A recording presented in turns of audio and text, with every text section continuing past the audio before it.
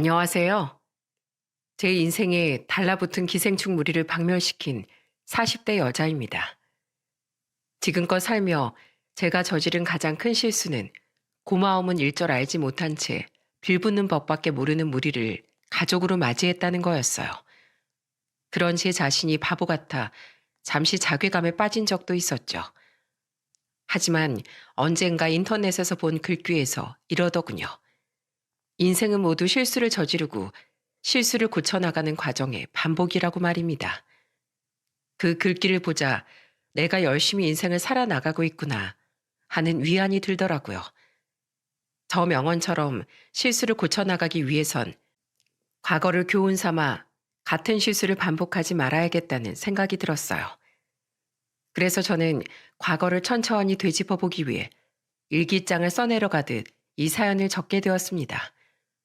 부디 제가 겪었던 일을 듣고 다른 분들께선 저 같은 실수의 구렁텅이에 빠지지 않으셨으면 좋겠네요.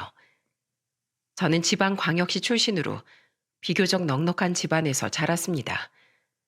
자식밖에 모르던 부모님은 저와 두 남동생을 금이야 오기야 정성을 다해 키워주셨죠.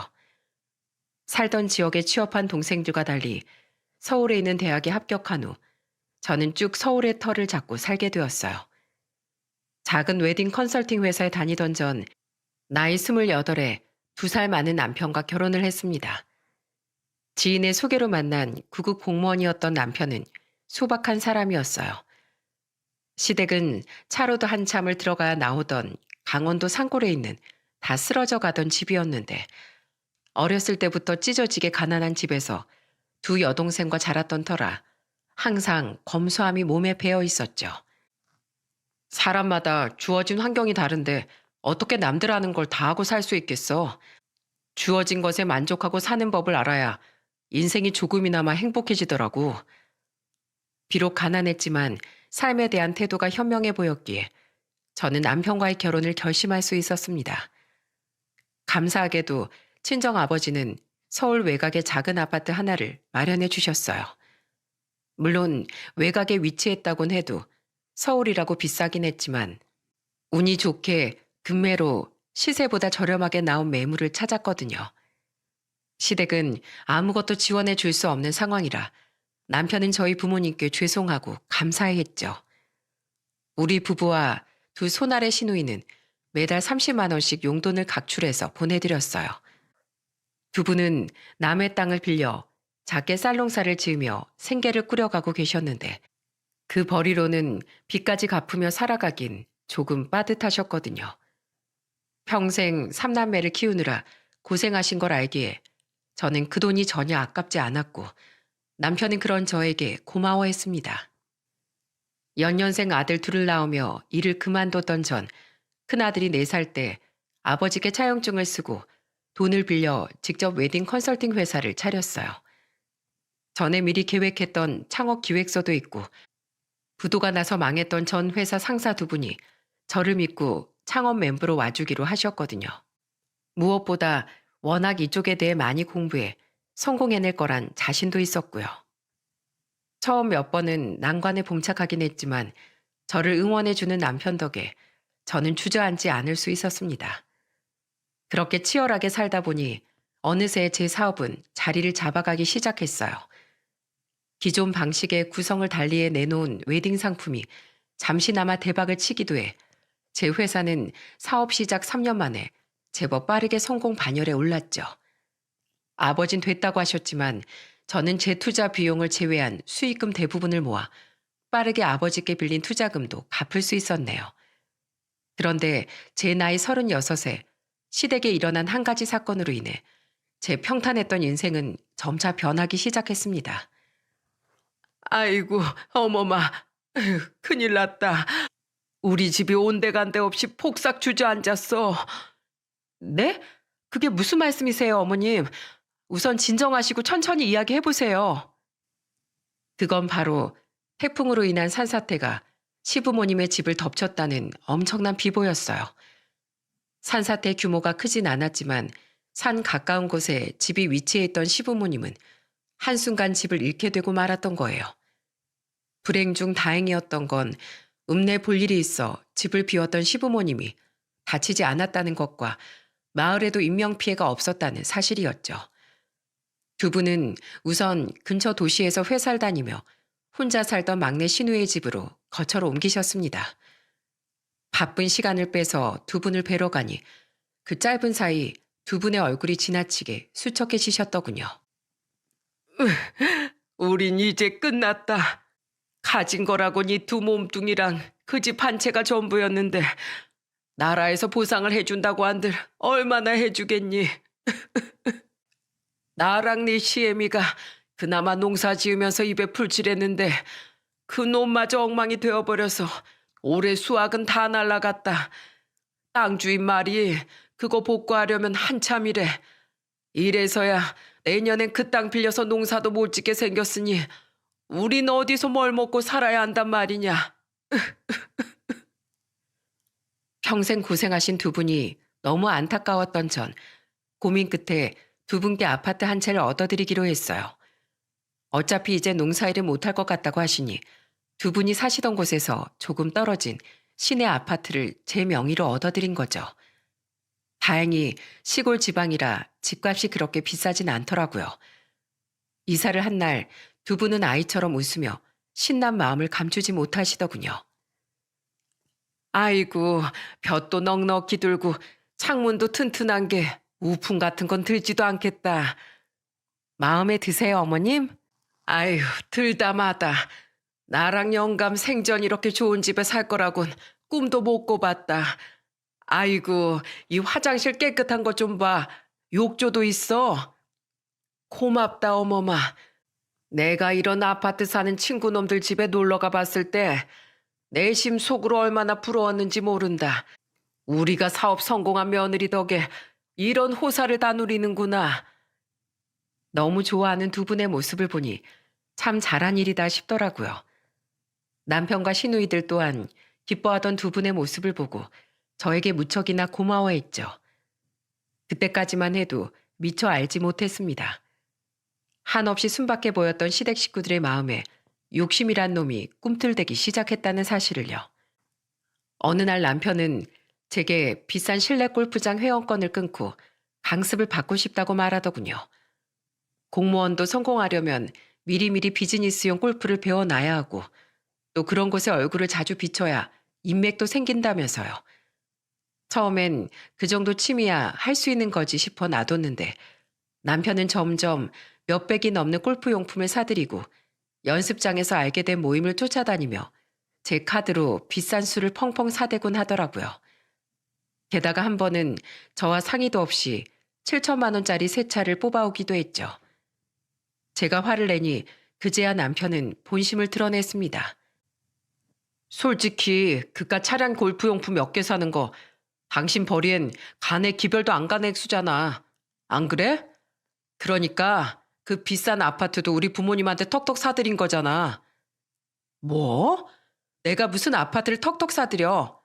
당신 부모님 일이니까 나도 큰마음 먹고 마련해 드린 집인데 당신 예전엔 가진 거에 만족하면서 살아야 행복하다고 하지 않았어? 왜 이렇게 변했어? 가진 거에 만족하면서 살고 있잖아. 내 돈이 당신 돈이고 당신 돈이 내 돈이지. 안 그래? 그리고 내가 막상 돈을 좀 써보니까 확실히 돈 많은 사람들이 왜 그렇게 좋은 것만 하고 사는지 알겠더라고. 삶의 만족도가 달라. 지금 사업 잘 된다고 언제까지 그러리란 법이 어딨어. 정작 난 사업 어떻게 될까 불안해서 더 돈을 아끼고 있는데 당신이 이렇게 사치하면 어떡해. 잔말 말고 앞으로 더는 차든 골프용품이든 사들이지 마.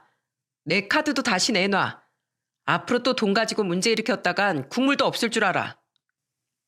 제 말에 남편은 구시렁대며 방으로 들어가 버리더군요. 그날 남편의 말을 듣고 깨달았어요. 제가 시부모님에게 집을 사준 일로 남편은 생각보다 제 벌이가 많다고 판단하고 돈을 쓰고 다닌 겁니다. 게다가 한 번 돈을 써보니 남편은 돈을 쓰는 맛에 물들기까지 했던 거예요. 제가 으름장을 놓은 덕에 남편은 한동안 잠잠해졌습니다. 그런데 문제는 남편뿐 아니라 시부모님과 두 시누이마저 남편과 같은 생각을 갖고 있던 거예요. 큰 시누는 결혼 준비하느라 돈이 모자란다고 했고 작은 신우는 회사에서 권고사직을 당해 힘드니까 시부모님의 용돈을 당분간 저와 남편이 오롯이 감당해 주길 바랬습니다. 게다가 경비 일을 구했다던 시부는 지각하지 말라고 잔소리하는 직원이 짜증나 일을 그만두었다며 제게 용돈을 150만 원까지 올려달라고 요구하더군요. 두 분이 먹곤 사셔야 하잖아. 당신 말 듣고 나 요새 씀씀이 많이 줄었으니까 우리 부모님 사정 좀 봐주면 안 될까? 아버지 금방 일 구하신다잖아. 부탁해 여보. 어차피 길어야 몇 달일 테니 저는 남편의 부탁에 못 이겨 시부모님의 용돈을 잠시 올려드렸습니다. 거기에 멈추지 않고 큰 신우는 제게 전화해 이런 부탁을 하기까지 했어요. 새언니, 언니네 회사 웨딩 상품 저한테 무료로 좀 지원해 주시면 안 돼요? 명색이 웨딩업체 대표인데 시누이 결혼할 때 도움 좀 주세요. 저희 부모님은 한 푼도 지원 못 해주시는데 예비 신랑 부모님이 전셋집까지 마련해 주신다고 하니까 제가 너무 기가 죽어서 그래요. 당시 마스크 시국 때문에 결혼식이 취소되거나 미뤄지는 경우가 많아 제 사업장 사정도 좋진 않았어요. 때문에 곤란했지만 저는 결국 큰 신우의 부탁을 들어주었습니다. 크게 손해보는 일도 아니고 신우의 말대로 집안 차이가 심할 때 한쪽이 얼마나 속상해하는지 잘 알고 있었으니까요. 그냥 새언니로서 주는 결혼 선물이라고 생각하기로 했죠. 이외에도 큰 신우는 애를 낳고 출산 선물로 현금 500을 달라질 않나, 조카 돌 땐 고생한 자기에게도 선물을 달라질 않나 요구가 끝이 없었습니다. 출산 선물로 아기 침대도 브랜드 있는 걸로 해주고 조카 돌 땐 돌반지도 해줬건만 고마워하지 않는 모습에 정이 뚝 떨어지더군요. 게다가 분명 재취업을 했으면서도 작은 신우는 종종 카드값이 밀렸다며 저에게 100, 200만 원씩 빌려가곤 갚지도 않더라고요. 곧 일자리를 구할 거라던 시부는 일자리를 구하긴커녕 매번 몸이 아프다, 일이 안 구해진다는 핑계만을 늘어놓았죠. 결국 어느 해의 시모 생일날 저는 또 돈돈거리는 신우들에게 화가 폭발하고 말았습니다. 다들 그만 좀 하세요. 다들 저한테 돈 맡겨놓은 거예요? 어머님, 아버님 용돈은 다 저한테 떠넘겼으면서 고마워하시지 못할 망정 왜 저만 보면 돈 얘기 못해서 안달이시냐고요. 여보, 그만해. 당신 돈도 잘 벌면서 애들한테 너무 박하다. 시누이도 가족인데 좀 챙겨줄 수 있는 거지. 처가의 장인 장모님은 종종 여행도 보내드리고 선물도 자주 해드리고 하면서 어머님 아버님껜 매달 그 큰돈을 용돈으로 드리잖아. 때 되면 원하시는 선물도 다 사드리고 가고 싶다던 해외 여행도 보내드리고 내가 친정에 비해 더하면 더했지 못한 게 대체 뭐야? 아가씨들한테 오늘은 꼭 한마디 해야겠어요. 제가 돈을 잘 벌든 못 벌든 가족으로서 조금 챙길 순 있지만 제 돈이 아가씨들 돈은 아니에요. 그동안은 제가 우리 애들 아빠 동생들이기도 하고 제 가족이기도 하니까 야금야금 아가씨들이 빌려달라는 돈도 해줬었는데 이젠 끝이에요. 저한테 빌려간 돈 다 갚기 전엔 저 앞으로 100원도 못 빌려드려요. 아시겠어요? 그동안 일 때문에 머리 아픈 일이 한두 가지가 아니라 괜한 분란을 피하고자 가만히 있었더니 더는 안 되겠더라고요. 결국 폭발한 저에게 기가 차게도 호통을 친 건 다름 아닌 시모였습니다. 이해, 너 말 한 번 웃기게 한다. 그동안은 너한테 고맙기도 하고 미안하기도 해서 참았는데 듣자 하니까 돈은 무슨 너 혼자 버니? 우리 아들도 같이 버는 돈이잖아. 언제 위태로워질지 모르는 게 사업 아니냐? 그에 비해 공무원인 우리 아들 직업이 얼마나 안정적이야. 때 되면 월급 오르지 철밥통이지. 은퇴하면 연금도 나오는데 너 지금 네 벌이만 믿고 그렇게 기고만장하면 안 된다. 평생 고생하면서 키워놓은 아들이 가족한테 이제라도 잘 좀 하고 싶다는데 돈 좀 더 번다고 그걸 못하게 해? 너 그거 한참 잘못 생각하는 거야. 완전 유세 떠는 거라고. 유세요? 어머님, 말씀 그렇게 서운하게 하는 거 아니에요. 제가 그동안 시댁 식구들한테 잘하려고 얼마나 노력했는데 말씀을 그렇게 하세요. 이 기고만장함이 하늘까지 닿을 기세니까 하는 말이다. 너 설마 집에서도 돈 가지고 우리 아들 길을 그렇게 팍 누르고 사는 건 아니지? 우리가 교원이를 얼마나 귀하게 키웠는데 우린 그 꼴 절대 못 본다. 여자란 자고로 남편 말에 복종하고 집안일도 야무지게 해내야 하는 거야. 돈 좀 번다고 남편 시댁 식구 어려운 줄 모르고 까불긴. 시부 또한 옆에서 팔짱을 끼고 앉아 혀를 차며 저를 노려보고 있더라고요. 기가 찼습니다. 제가 고마움도 모르는 이런 사람들에게 그동안 돈을 퍼다 줬다는 사실이 후회스러웠죠. 더 이상 이 집안의 호구가 되고 싶지 않았어요. 저는 남편과 시댁 식구들에게 수화 붙인 채 애들 손을 잡고 그 집을 나와버렸습니다. 그래요? 그럼 제가 이제부터 돈 가진 유세가 뭔지 똑똑히 보여드릴게요. 두 분한테 여태 드리던 용돈 앞으로는 10원 한 장도 없을 거예요. 어차피 생활비는 제 돈에서 빠져나가니 제 남편한테도 앞으로 일절 돈 안 줄 거니까 어디 아가씨들까지 셋이서 본인들 부모님 부양 잘 한번 해보세요. 아휴, 저 봐라. 끝까지 돈을 무기로 휘두르 대는 꼴하곤. 그깟 돈 아범한테 받으면 그만이야. 너 우리 앞에 무릎 꿇고 싹싹 빌기 전까진 이 집에 발도 못 붙일 줄 알아라. 그동안 제가 당연하다는 듯 잘해줬으니 시모는 아마 며느리인 제가 조만간 자기들한테 납작 엎드릴 거라고 착각한 모양이더군요. 예전엔 그렇게 고마운 며느리라며 떠받들어 주더니 돈맛을 보자 탐욕도 부려야겠고 거기다가 자식들 자존심은 챙겨주고 싶은 욕심이 시부모를 그렇게 변하게 만든 것 같더군요. 사실 이곳에 다 적지 못했어도 그동안 남들이 다 가보는 해외여행 한번 가보고 싶다. 남들 다 가지고 있다던 명품백 한번 들어보고 싶다. 명품 시계 하나만 가져보면 소원이 없겠다는 둥 시부모의 불쌍한 척을 겸비한 돈 요구를 몇 번이나 들어줬었거든요. 무리한 요구인 건 알았지만 평생 일하랴 자식 키우랴 없는 살림에 고생한 두 분의 보상 심리가 작용했다고 생각해 자식된 마음으로 해드렸던 것들인데 저에게 고마운 마음 하나 없을 거라곤 미처 상상도 못했었죠. 마음 같아선 당장 남편과도 갈라서고 싶었지만 애들을 생각해서 이혼만은 꾹 참았습니다. 그 뒤 몇 개월간 저는 시댁에 일절 발걸음하지 않았어요. 제게 화가 났다고 시위하는 건지 시부모 또한 제게 연락을 하지 않았는데 오히려 못 견디고 제게 전화를 해댄 건 시누이들이더군요. 새언니, 제발 그만 화 좀 푸세요. 저희 남편은 새언니가 그동안 저희 집에 잘해줘서 사실 저희 부모님한테 재산 한 푼 없다는 거 꿈에도 몰라요. 평범한 집안이라고 제가 거짓말했었단 말이에요. 저 지금 일도 안 하는데 생활비에서 어떻게 50씩 몰래 부모님한테 드려요. 제발 저 좀 봐주세요. 싫어요. 전 고마운 줄 모르는 사람들한테 더 이상 호구되고 싶지 않네요. 돈 없다고 징징대던 건 막내 시누이도 마찬가지였어요. 눈치를 보니 남편은 저에게 생활비로 100만 원씩 주랴 남은 돈으로 시부모 용돈 주고 자기 생활하랴 힘든 것 같더군요. 제 눈치만 슬슬 보던 남편은 은근슬쩍 저에게 시부모 이야기를 꺼내려고 했지만 싸늘한 제 눈초리에 결국 아무 말도 못했죠. 그런데 어느 날 저는 전혀 걱정 않던 친정에 관한 엄청난 소식을 듣게 되었어요. 평소 아무렇지도 않게 안부를 주고받았던 친정아버지는 대뜸 울먹이며 제게 이러시더군요. 아버지, 우세요?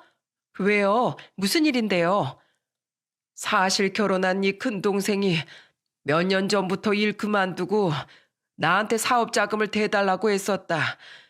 처음엔 반대했는데 왜 누나인 너한텐 사업 자금 지원해 줬으면서 자기한테는 안 해주냐고 따지더구나.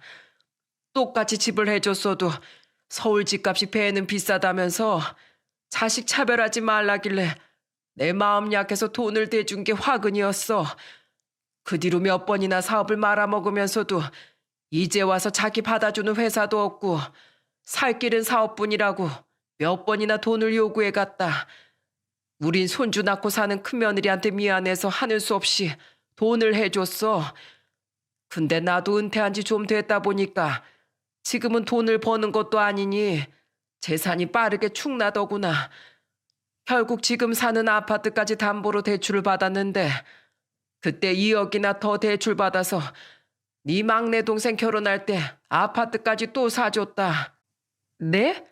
아니 그럼 막내 결혼할 때 사주신 집값이 다 빚이었다고요? 왜 그러셨어요, 아버지? 너한테도 네 큰동생한테도 우리가 이것저것 많이 해준 거라 하니까 자기 결혼할 땐 집 하나 못 받게 생긴 게 억울했나 봐. 게다가 막내 며느리가 식당을 크게 해서 돈도 잘 벌잖니. 일개 중소기업 회사원이라 벌이도 월등히 적은 자기가 집까지 못해가면 처가에서 무시받고 살 거라고 나한테 울고불고 난리를 치는데 돈으로 자식을 차별하면 안 된다는 생각에 그만 그래버렸다. 근데 분명 올해까지 적어도 5천만 원은 갚기로 했던 네 큰동생이 결국 한 푼도 못 갚겠다고 배째라 식으로 나오더구나. 그래서 아무래도 이 집은 팔아야 할 것 같아. 다달이 갚아야 하는 대출금의 이자까지 다 하니 더는 감당이 안 돼. 그렇다고 자식들 욕을 다른 데다 할 수도 없고 속이 너무 답답해서 너에게라도 털어놓으려고 전화했다. 그동안 집안 싸움 날까봐 너한테 숨겼던 건데 어차피 이렇게 된 마당에 언젠가 넌 알게 될 거 아니냐. 매달 몇십만 원씩이라도 당분간만 도와달라고 막내한테 전화했더니 자긴 돈 없다면서 그놈 요새 우리 전화 받지도 않는다. 아들놈들이 어쩜 이렇게 하나같이 금수들이냐. 그런 놈들을 자식이라고 내가 간쓸게까지 내어준 결과가 결국 이거로구나. 아버지, 울지 마세요. 우선 그 아파트는 파세요. 그리고 빚 갚고 남은 돈은 우선 두 분 노후 자금으로 쓰시고 제가 지금 사시는 아파트만큼 좋은 곳은 못 돼도 적당한 아파트 한 채 마련해 드릴게요. 네가? 아이고야, 됐다. 너한테 손 벌리려고 이런 전화한 거 아니야. 제 말대로 하세요, 아버지. 그동안 아버지가 저한테 해주신 게 얼만데 제가 집 한 채 못 해드릴까 봐요. 시국 때문에 주춤했던 이쪽 시장도 요샌 오히려 결혼식 미뤘던 사람들까지 전부 늦은 결혼식 올리게 돼서 요새 저희 회사 매출 최고로 올랐어요. 아버지 딸, 아버지 덕에 성공한 사업으로 능력 꽤나 되니까 아무 걱정 마세요. 아버지는 딸밖에 없다며 펑펑 우시더라고요. 그리고 저는 이 소식을 남편에게도 전달했습니다. 솔직히 제 돈으로 해드리는 거지만 부부 사이에 이런 큰일에 대한 궁유는 해야 할 것 같아서요. 그런데 그때 귓가에 들리는 남편의 말은 제 뒷골을 띵하고 울리게 만들었네요.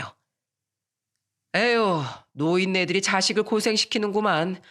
그러게 왜 그렇게 뒷일 생각도 없이 돈을 펑펑 써댔대? 뭐라고? 당신 지금 말 다 했어? 경악을 했습니다. 물론 저희 부모님이 현명하지 못하게 동생들에게 돈을 퍼주신 건 맞지만 그동안 시부모와 시누들이 뜯어간 돈이 얼만데 남편 입에서 나올 말은 아니지 않나요? 가시돋친 제 말투에 잠시 흠칫하는 것 같더니 이내 남편은 볼멘 소리를 늘어놓더라고요. 아니, 따지고 보면 그렇잖아. 우리 먹고 살기도 힘든데 이런 상황에 꼭 그 비싼 집을 해드려야겠어? 누가 먹고 살기 힘들어? 우리 하나도 안 힘들어. 당신 집에서 밥 굶은 적 있어? 나도 우리 애들도 잘 먹고 잘 살고 있는데 뭐가 힘들어? 내가 힘들잖아, 내가. 솔직히 당신 진짜 너무한 거 아니야? 우리 부모님 돈 한 푼 없는 거 뻔히 알면서 어떻게 이렇게 몇 달 동안 등 돌리고 모른 척 할 수가 있어? 나 요새 당신이 끄는 부모님 용돈 충당하느라 일할 때 밥 한 끼 사 먹는 돈도 아끼고 있어. 내 동생들도 자기들 사정 어렵다면서 이젠 20씩밖에 돈도 안 보냈단 말이야. 나 요새 골프장 강습도 못 나간다니까? 아, 그러니까 당신 부모 도와주고 당신 골프 칠 돈은 없는데 오갈 데 없게 생긴 우리 부모님을 굳이 도와줘야 하나 이거지? 말이 아다르고 어다르긴 한데 뭐 말하자면 그렇지. 당신 부모님이랑 다르게 우리 부모님은 원래 우리 도움 없이 살기 힘든 분들이셨잖아. 근데 그 지원을 이렇게 단번에 끊어버리면 되겠어? 여보, 그러지 말고 장인 장모님 도와줄 거면 우리 부모님도 좀 도와줘. 따지고 보면 장인 장모님도 지금 일 안 하시고 계신 건 마찬가지인데 잣대를 너무 우리 부모님한테만 엄격하게 들이대는 건 너무 불공평하지 않아? 우리 아버지 은퇴하고 허리수술 받으신 거 몰라? 엄마도 아버지 몸 불편하셔서 옆에서 계속 간병하시고 보살피시느라 꼼짝도 못하신 거 알면서. 그리고 당신, 내가 당신 부모님한테 아파트 해드린 거 잊었어? 반면에 우리 부모님은 이 비싼 서울 아파트를 우리한테 해주신 분들이야. 비교할 걸 비교해야지. 내가 지금 거기에 작은 아파트 하나 해드린다고 해도 아버지가 우리한테 해주신 거에 절반밖에 안 돼. 돈 없으면 부모 취급도 안 해주는 거야?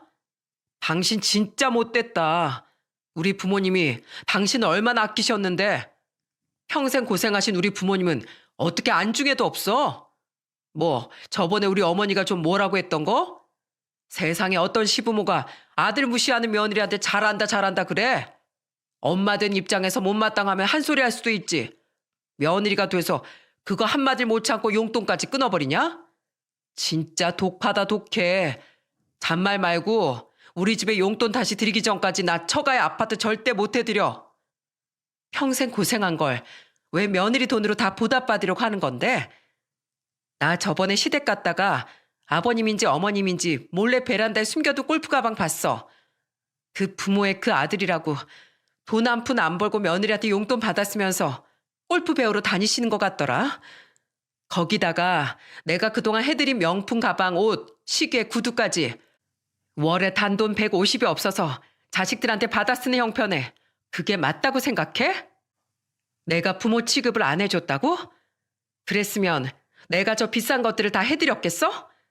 두 분 고생하면서 사신 거 아니까 나도 눈 딱 감고 그동안 요구 들어드리고 아가씨들도 도와줬던 건데 나한테 그딴 식으로 말하니까 나도 참다가 참다 터진 거지. 그나마 애들 아빠라고 내가 당신까진 안 내쳤던 건데 방금 확실히 깨달았어. 자기 부모한테 해준 건 당연하게 여기고 집 해주고 사업까지 시작할 수 있게 해준 우리 부모님은 안중에도 없는 당신 같은 인간은 내 인생에서 영원한 아웃이야. 뭐? 아파트를 절대 못 해드려? 내 돈에 가다할 당신 입김 같은 건 단 1g도 없어. 여기 우리 아버지가 해주신 내 명의 집인 거 알지? 난 더 이상 당신이랑 못 사니까 당장 나가. 그리고 당신 식구들, 내가 당신 부모한테 해준 집은 당연히 안 건드릴 줄 알았나 본데 완전한 오산이야. 나 오늘 당장 그 집 내놓을 거야. 앞으로 너희들 부모는 너희가 알아서 부양하고 살아. 뭐? 여보, 이혼이라니. 그 집을 내놓는다니. 그럼 우리 부모님은 갑자기 어디서 살라고? 어? 내 알바야? 내가 왜 남들 당신 부모한테 집을 적선해야 돼? 이혼하고 네가 알아서 집 구해서 모시고 살던지 텐트라도 치시게 하고 살던지 알아서 해. 여보, 내가 미안해. 어? 내가 요새 부모님 용돈 드리느라 사는 게 빠듯해서 잠깐 미쳤었나 봐. 장인 장모님 집 해드려. 아니, 아예 우리가 모시고 살까? 어? 우리 부모님 용돈 아예 안 드려도 돼. 그러니까 이 엄마는 그리고 우리 부모님 집만은 건들지 말자. 어? 사람으로서 주거 공간을 빼앗는 건 도리가 아니지. 한참을 싸우다 보니 이놈은 아예 글렀다 싶더라고요. 차라리 남편을 포함한 거머리 같은 그 집 식구들과 영원히 작별하는 게 제 인생에도 애들 인생에도 훨씬 낫겠다 싶어 이혼을 선언했죠. 그러자 그제야 남편은 큰일 났음을 깨달았는지 제게 두 손을 싹싹 비비며 빌기 시작하더군요. 하지만 이미 제 마음은 차게 식다 못해 얼음장처럼 단단해진 뒤였어요. 도리? 사람으로서 가장 기본적인 도리가 뭔지 아냐? 고마움과 미안함을 잊지 않는 거야. 먼저 그 도리를 저버린 너랑 네 가족한테 내가 왜 도리를 지켜야 돼? 이제 남남이 될 사이인데. 당신 이 집에서 당장 안 나가면 나 당신 일한 일터에 당신 가족들이 나한테 한 뻔뻔한 행동에 대해 다 까발릴 거야. 알았어? 그게 뭐 우리가 뭐 당신한테 돈 좀 받아 쓴 거 말고 잘못한 게 있어? 법적으로 문제될 거 있냐고. 없지. 근데 공무원은 평판도 엄청 중요한 거 아니야? 불법은 아니어도 당신 가족이 그동안 한 행동, 고위 인맥 좀 만들어 보겠다고 능력도 안 되는 골프 내 돈으로 배우러 다니고 이곳저곳 모임에 깔짝댔던 당신 행동. 그거 다 알려지면 당신 직장에서 얼굴이나 들고 다닐 수 있겠어? 난 무서울 거 없어. 명예훼손으로 신고할 테면 해. 근데 난 할 거야. 그리고 당신한테 이혼 소송도 걸 거야. 당신이랑 당신 가족이랑 기생충들 이젠 지긋지긋하니까. 어디 직장에서 개망신 당하고 싶으면 버텨봐. 그날 남편은 울기도 하고 제게 화도 내보면서 집에서 안 나가려고 발악을 하더군요. 그럼에도 불구하고 제 태도가 강경하자 하는 수 없이 남편은 간단한 짐을 싸들고 고개를 푹 숙인 채 집을 나가더군요. 자기도 직장에 알려지면 창피한 일인 것 정도는 알았던 거죠. 저는 겁먹은 애들을 달래며 안심시켜 주었습니다. 미안해 우리 아들들. 오늘만 엄마 좀 이해해 줄래? 너희들도 가끔 친구들이랑 다투지? 어른들도 화가 나고 의견이 안 맞으면 이렇게 다투기도 하는 거야. 그리고 마음이 안 맞으면 엄마 아빠처럼 부부에서 남남이 되기도 해. 근데 그건 나쁜 일이 아니라 서로의 더 나은 행복을 찾아가기 위한 여정이란다. 나중에 너희가 더 크면 엄마가 더 자세히 설명해 줄게. 엄마가 행복하려고 아빠가 집을 나간 거예요? 그럼 우린 괜찮아요. 우린 엄마가 행복해지셨으면 좋겠어요. 엄마 요즘 맨날 인상만 쓰고 계시잖아요. 애들의 말이 얼마나 고마웠는지 모릅니다. 그런 애들을 위해서라도 약해지면 안 된다고 생각했죠. 그 뒤 저는 전화로 부동산의 시댁을 내놨습니다. 위치가 좋고 그 지역에서 인기 있는 아파트여서 그런지 다음날 바로 부동산에서 방을 보러 다니는 사람들을 데리고 시댁에 갔던 모양이더군요. 그날 점심시간에 득달같이 시모에게서 전화가 온 걸 보면 말입니다. 예 어머마. 지금 부동산에서 집 보고 갔다. 이게 무슨 일이니? 어? 설마 너 이 집 내놨어? 네, 애들 아빠한테 못 들으셨어요? 못 들었어. 어머마, 너 아직도 우리한테 기분 상해 있니? 그렇다면 어른스럽게 그냥 내가 먼저 사과하마. 그래, 그날은 내가 말이 좀 심했어. 그렇다고 늙은 시부모를 집에서 갑자기 내쫓는 게 말이 되냐? 너 사람들이 보면 천벌받을 며느리라고 손가락질 당해. 아, 저 애들 아빠랑 이혼하기로 했어요. 애들 아빠 집 나갔고 끝까지 이혼 안 한다고 하면 소송 걸려고요. 그래서 저 아침에 회사 바로 안 가고 변호사 상담도 받고 왔어요. 이혼이라고? 아이고 어머마, 너희 싸웠냐? 아무리 그래도 그렇지. 애들도 아직 어린데 이혼은 무슨 이혼이야? 나랑 네 시애비 때문이라면 앞으로 우리 너한테 생활비 말곤 일절 뭐 해달라고 요구 안 하마.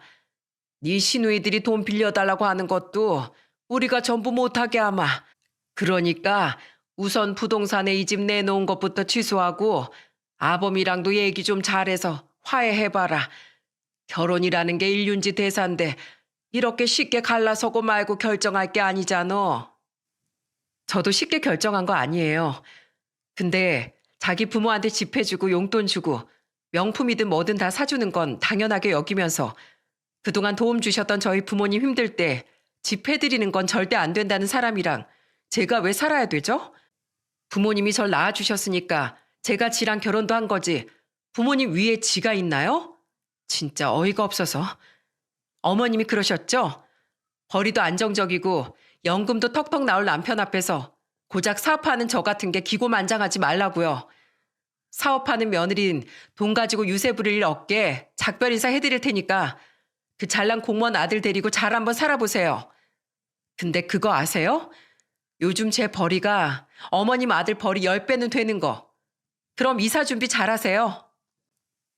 그 뒤 시모와 시부가 번갈아 가며 제게 전화를 해댔지만 저는 전화를 받지 않았습니다. 어차피 받아봐야 뻔한 말들 뿐일 테니까요. 시부모에게 연락을 받은 건지 한창 일할 시간이던 남편에게도 전화가 걸려오더라고요. 당신 미쳤어? 이렇게 바로 우리 부모님 집을 내놨다고? 지금 우리 부모님 울고불고 난리 나셨어. 이렇게 나온다 이거지? 내가 어젠 당신 겁박 때문에 우선 나오긴 했는데 나 이렇게 순순히 이혼 못 해줘. 당신 회사 그렇게 큰 데는 남편이 내 지분도 있다고. 알아? 그럼 쉽게 소송으로 가면 되겠네. 그리고 당신 부모 살 곳은 당신이 빨리 알아봐야 할 거야. 짐 못 뺀다고 하면 사람 들어오는 날짜 맞춰서 내가 이삿짐 컨테이너 업체에 다 맡겨버릴 거거든. 물론 당신 짐도 마찬가지니까 거처가 정해지면 주소 보내. 짐 빨리 빼버리게. 아니면 다 버려버릴 거야. 두 시누이라고 가만히 있었겠습니까? 당장 용돈도 보내기 싫은데 부모 거처까지 신경 써야 할 판이 되니 발등에 불 떨어진 듯 미친 듯이 전화가 오더라고요.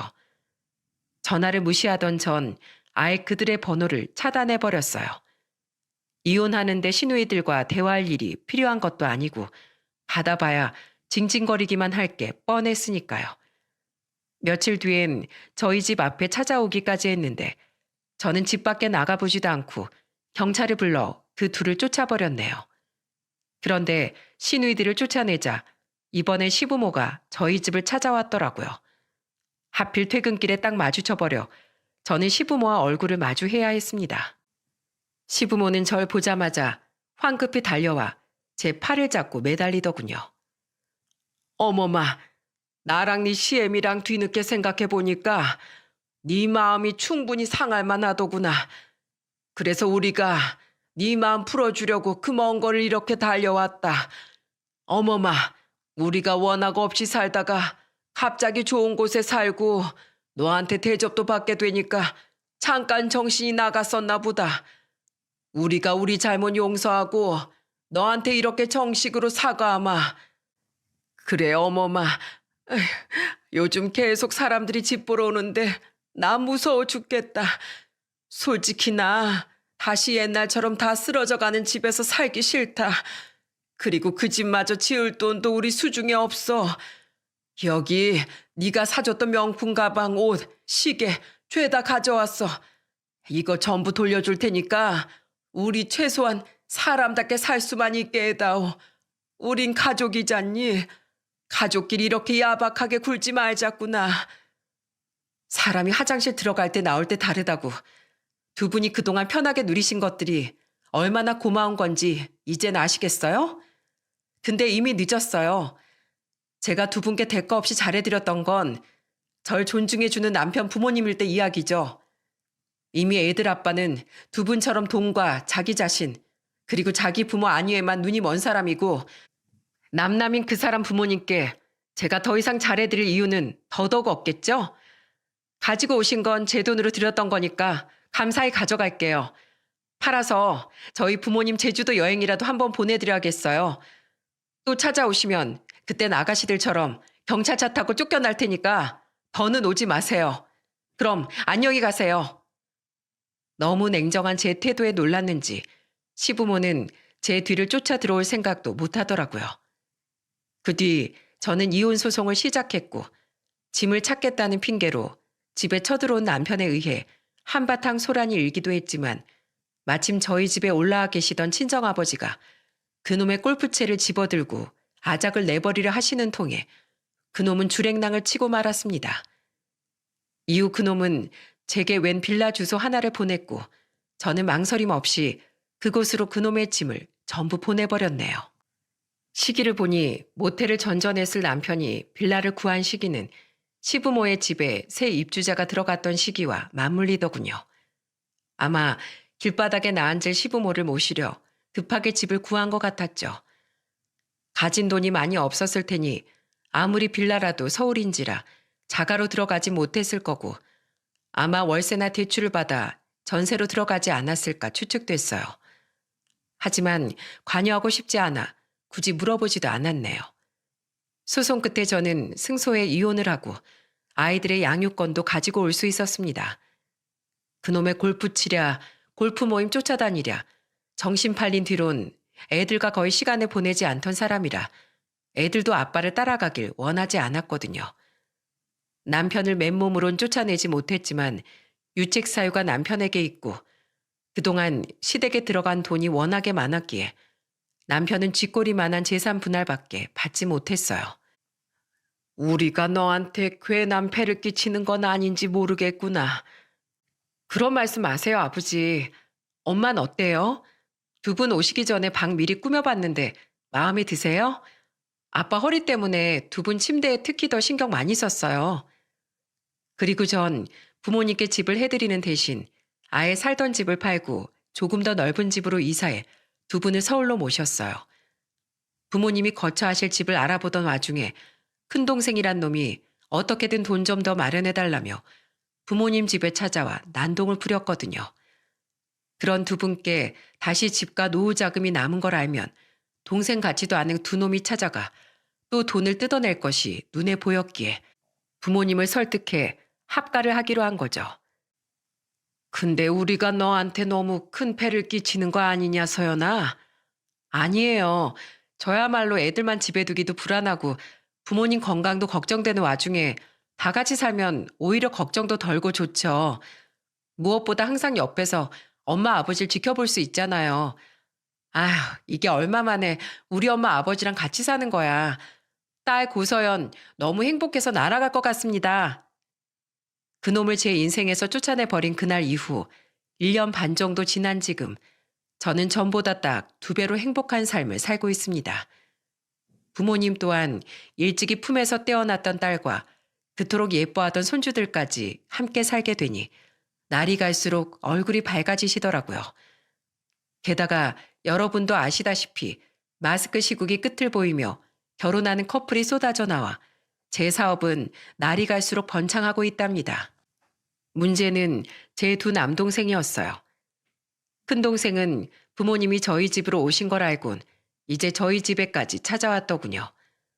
양심도 없이 또 사업을 말아먹고 돈을 요구하려고 찾아온 거죠. 저는 그놈에게 냅다 찬물을 끼얹으며 쫓아냈고 그놈은 지금 결국 빚만 잔뜩 남아 올케에게도 이혼당하고 다른 지역에서 막노동을 하며 살고 있습니다. 뜯어낼 돈이 없자 명절 때조차 부모님 앞에 코빼기도 보이지 않고 말이에요. 또한 막내는 돈 잘 버는 막내 올케의 부모님까지 모시고 살게 되며 거의 머슴 취급을 받고 있는 것 같더라고요. 아이도 없는데 왜 이혼을 안 하나 했더니 자긴 그래도 돈 잘 버는 아내 옆에 붙어 있을 거라네요. 게다가 저희 부모님께 나올 게 없다는 것 같자 올케는 명절에도 저희 집엔 발길도 안 왔는데 등신 같은 막내 또한 자기 아내 말을 잘 들어야 한다며 부모님께 얼굴 보인 지가 오래죠. 자식을 잘못 키워도 한참 잘못 키웠다며 저희 부모님은 드디어 두 남동생을 포기하셨습니다. 오죽했으면 자식 바보인 두 분 입에서 자신들에겐 더 이상 아들이 없다는 말이 나왔을 정도로요. 저는 속상해하시는 두 분을 안아드리며 제가 한 명이 아닌 3명 몫까지 효도하며 살겠다고 위로해드렸네요. 그렇게 부모님과 아이들과 행복하게 살던 와중 얼마 전 남편의 전화를 한 통 받게 되었어요. 애들 때문에 연락처를 차단하지 못했거든요. 그동안 애들이 전 남편을 보고 싶어 하지 않아 전 남편은 애들을 한 번도 보지 못했는데 그 문제인가 싶어 전화를 받은 전 짜증이 확 솟구치고 말았네요. 여보, 잘 지내? 누가 당신 여보야? 용건만 말해. 왜 전화했어? 그게 있지? 여보, 사실 나 사는 게 너무 힘들어서 전화했어. 뭐? 여보, 나 진짜 요즘 집에 들어가는 게 너무 싫어. 나 당신이랑 이혼할 때 대출 받아서 마련한 그 방 2칸짜리 빌라 전셋집에 아직 살고 있거든? 처음엔 부모님하고 셋이 살아서 그래도 괜찮았는데 작년에 갑자기 상희가 이혼당하고 이 집에 짐 싸들고 쳐들어온 거야. 당신 큰 신우가. 걔가 매제 몰래 결혼 전 버릇 못 고치고 사치를 심하게 했나 보더라고. 매제는 능력껏 사는 거겠지 하고 뒀는데 알고 보니까 걔가 매제 몰래 대출을 계속 받았던 거야. 결국 그거 들켜서 이혼당하고 직장 그만둔 지도 오래돼서 양육권도 빼앗겼다더라. 거기다 얼마 뒤엔 전셋집 보증금 빼서 밀린 카드값 갚았다면서 막내까지 우리 집으로 쳐들어왔다니까? 직장에서도 술 먹고 뻗어서 무단 결근하다 해고당했다면서. 그래서 지금 그 좁은 집에 5식구가 지내는데 난 동생들한테 방도 빼앗기고 지금 거실에서 지내. 지금 그 둘은 변변한 직장도 없이 아르바이트만 하면서 놀고 먹고 있고 나만 박봉으로 뼈 빠지게 5식구들 부양하고 있다고. 근데 그럼에도 불구하고 나 집에 가면 완전 구박땡이다. 내가 당신한테 잘하기만 했어도 우리 부모님 집도 안 뺏기고 부모님 용돈도 당신이 주고 있을 거고 자기들도 어려울 때 손 좀 벌릴 수 있을 거 아니니.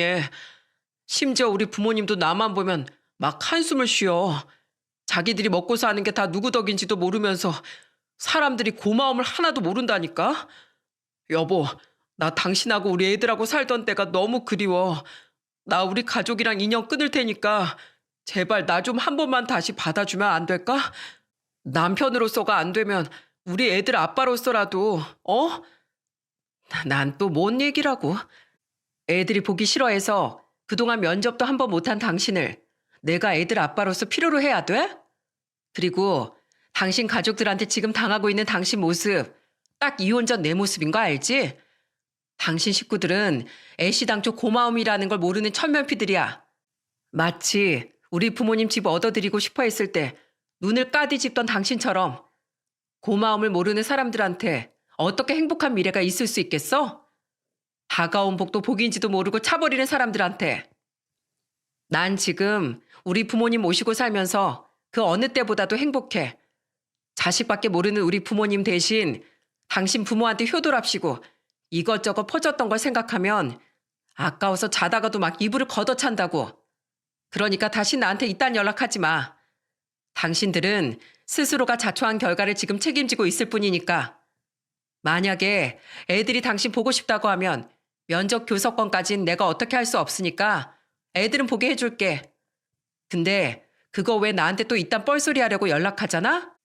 그럼 나 더는 안 기다리고 당신이 여태 안 보내던 양육비에 대해 다시 법적으로 청구할 거야. 그러니까 그 양육비도 수틀려서 확 소송 걸어버리기 전에 알아서 마련해서 보내. 알았어? 끊어. 살다 살다 이렇게 염치 없는 인간은 정말 처음 본다니까요. 그게 고작 며칠 전 일이라 이 글을 쓰면서도 콧김이 뜨겁게 뿜어져 나오네요. 그런 한심한 놈과 10여 년을 부부로 살았다는 사실이 너무 짜증나서 말이죠. 이렇듯 아픔이 따르긴 했지만 부모님도 저도 우릴 호구로 여기던 인간들을 떼어내니 차라리 한결 마음이 편해진 상태로 지내고 있습니다. 저는 앞으로 부모님과 아이들만을 아끼고 사랑하며 열심히 회사를 운영해 나가려고 해요. 더는 다른 곳에 제 시간과 에너지를 낭비하지 않고 오롯이 진정한 제 가족만을 위해 살아가고 싶으니까요. 여러분, 저는 제 사연을 통해 감사를 모르는 인간들에겐 휴지 조각 하나 내줄 필요 없다는 말을 전하고 싶네요. 감사할 줄 모르는 제 동생들, 그리고 제 전 시댁 식구들 같은 사람들은 휴지 조각을 내어주면 이내 휴지 하나를 통째로 요구할 것이고 그 뒤엔 아예 화장실을 내놓으라고 멱살을 잡을 기생충 같은 사람들이니까요. 그러니 여러분은 저처럼 잘못된 선택에 대한 실수를 뒤늦게 후회하지 마시고 저보다 현명하게 사람 보는 눈을 기르셨으면 좋겠습니다. 실수를 바로 잡아나가는 게 인생이라지만 이런 기생충에게 낭비하기엔 여러분의 시간은 너무 소중하니까요. 앞으로 저희 가족에게 찾아온 행복만큼 여러분 또한 행복하시길 바라며 이만 사연을 마치겠습니다. 감사합니다.